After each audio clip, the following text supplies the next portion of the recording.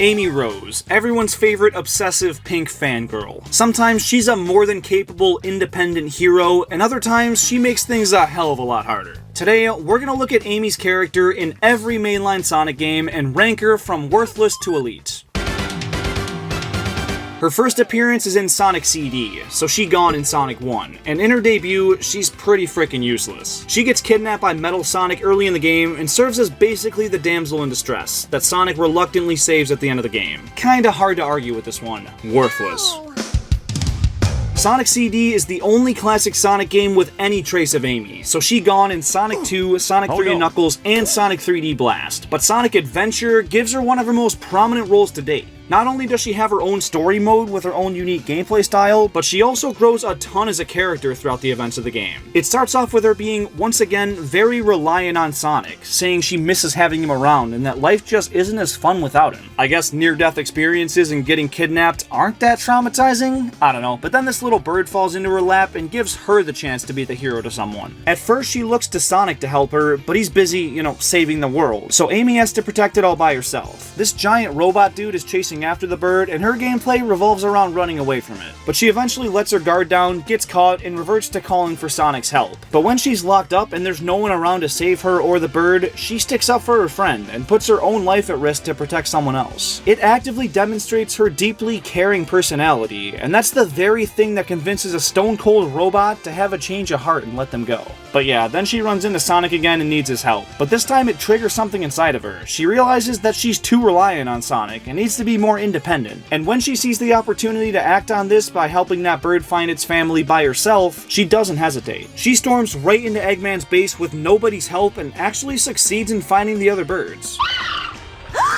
Then that happens, and it forces her to finally face off against the thing she's been running away from the entire game for one final battle. And of course, she wins. Just like Tails in this game, she proves she doesn't need Sonic and can be a hero all by herself, which makes her pretty darn elite in my book.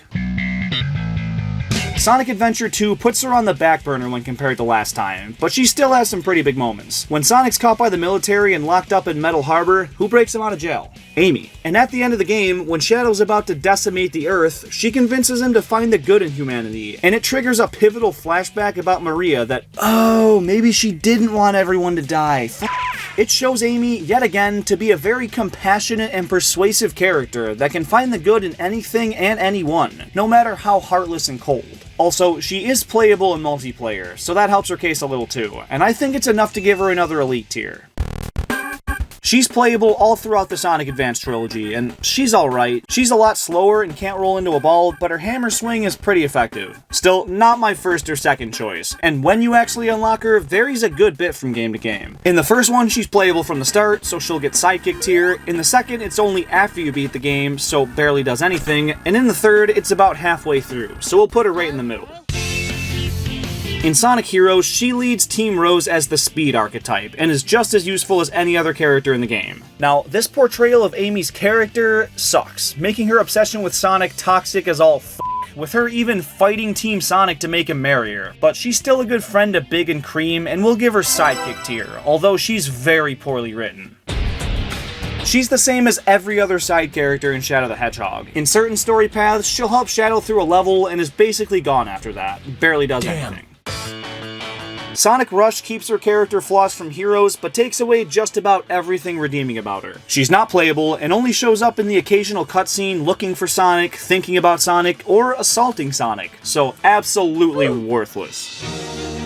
For as much as people hate this game, it's actually a positive step forward for Amy's character. She mistakes another hedgehog for Sonic, like usual, but she also agrees to help Silver find the person he's looking for, the Iblis Trigger, only to find out it was the same person she was looking for. Well, what do you fucking know? When Silver fights Sonic to stop him from destroying his world, he kicks his ass. And right when he's about to finish him off, Amy jumps in front of Sonic and tries to rationalize with Silver, giving Sonic just enough time to get away. This is another perfect example of her willingness to put her own safety on the line to stay loyal to those she cares about. And if it weren't for her, Sonic would have died and the world would have been destroyed, so I think she earns an elite tier. Also, she is playable in a section of Dusty Desert in Silver's story, and she's pretty bad, not gonna lie, but still, it shows she's very capable here.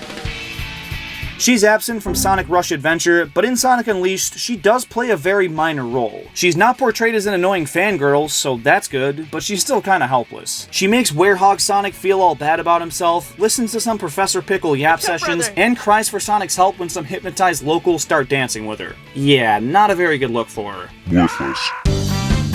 Just like Knuckles, she gone in Sonic Colors and Sonic 4 Episodes 1 and 2, but Sonic Generations brings her back as basically a cheerleader. She annoys the f*** out of him to the point where he has to stiff-arm her face away, and while her smacking Knuckles into a tree was pretty funny, it goes against everything that once made her character so great, even just a couple games back in 06. She's supposed to be the thoughtful one, that yes, has a crush on Sonic, but also puts the well-being of her friends above her own, and unnecessarily hitting Knuckles just feels wrong for her. Worthless.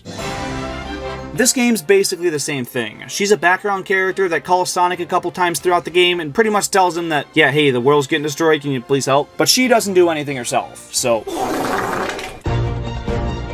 Sonic Boom's portrayal of Amy is actually a lot better than most of these modern games. She still likes Sonic, but she's actually a character outside of that and can interact with the rest of the crew without it needing to be about Sonic. And in Rise of Lyric, she's a playable character alongside Sonic, Tails, and Knuckles, and she's not really better or worse than the other three, so she'll chill in sidekick tier. In true classic Sonic form, Amy isn't playable, and she doesn't even appear in the game. Sonic Forces sucks, and Amy just doesn't do anything in the game. She's part of the Resistance, and is seen taking out some enemies in the big battle scene, so she barely does anything. And hey, that's more than we can say for Tails in this game, right? I'm including Sonic Origins this time around because it actually makes a big difference to her rating. In the Plus edition of the game, she's playable in all 4 classic Sonic games, giving her the chance to redeem her uselessness in those original titles, and making a hell of a strong case for another Elite tier. This game handles her character really well. She's not super clingy and obsessive like a lot of her other modern portrayals, and while she does need saving from the cyberspace thingy, so do Tails and Knuckles, so she contributes just as much as they do. Honestly, she's pretty chill in this game, and Sonic kinda admits to have small feelings for her, in a very indirect and Sonic type of way, but still, it shows she's not just a nuisance to him anymore. Also, in the final DLC update, she was added as a playable character, which is really cool to see, and I think it earns her a very strong capable tier. Similar to Sonic Advance 1, Sonic Superstars makes Sonic, Tails, Knuckles, and Amy playable from the start, but where that game makes her the worst playable character of the bunch, this one makes her one of the best. For starters, she can spin dash like everybody else, which was probably her biggest flaw in Advance, but unique to her is a double jump, which is pretty freaking OP, and makes her an easy Elite! And there you have it. Real quick, if you take your Nintendo Switch on the go a lot and wish it was easier to lug around, you gotta ditch that clunky old dock. It's bulky, flimsy, and really doesn't have a good reason to be. And Accelerate Gaming's portable dock is the solution you've been waiting for. It cuts the unnecessary plastic of Nintendo's and gives you a sleek, durable, and very portable alternative. And it's only $20, so if you want to enhance your Switch setup and support this channel, go grab one now and use code JeremyK to get an additional 10% off your order. There's a very limited amount of uses on that, so redeem it while you can. And if you disagree with me on any of the rankings in this video, leave your takes down in the comments.